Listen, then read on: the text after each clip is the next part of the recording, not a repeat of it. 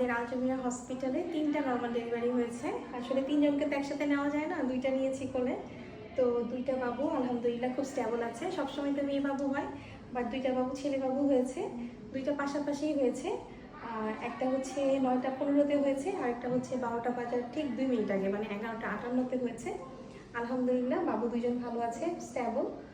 এই বাবুর ওজন হচ্ছে 3 কেজি 100 গ্রাম, এই বাবুর হচ্ছে যে 2 কেজি 900 গ্রাম। তো 2টা বাবু ভালো আছে এবং 2জনই কিন্তু ছেলে বাবু হলেও মাশাআল্লাহ খুব সুন্দর হয়েছে। 2জনের মাই অনেক সুন্দর।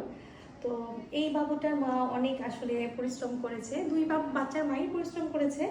আর উনি খুব ভয় পাচ্ছিল অ্যাকচুয়ালি নর্মাল ডেলিভারি হবে কিনা, মানে উনি ডিসিশন নিয়ে ফেলছিল যে সিজারি করবে। কিন্তু আসলে যে মা একদম ফুল ডায়ালিসিস পর্যন্ত ওয়েট করতে পারে, মানে অপেক্ষা করতে পারে, সে আসলে সর্বশেষ পর্যন্তও করতে পারে।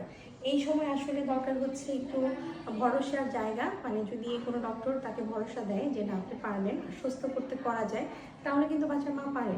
এই যে প্রতিদিন 3টা 4টা 5টা 7টা করে নর্মাল ডেলিভারি হচ্ছে, এটা কিন্তু অ্যাকচুয়ালি বাচ্চার মাকে ভরসা দেওয়ার জন্য, এবং বাচ্চার মার মানসিক শক্তি অনেক বেশি আছে এই জন্য।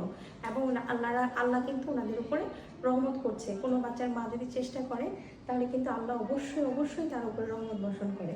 তো আপনারা, আমি সবসময় যেটা বলি, এখনও সেটাই বলবো যে আপনারা আল্লাহর উপরে ভরসা রাখবেন। জন্ম মৃত্যু আল্লাহর হাতে, এইটা মনে রাখতে হবে।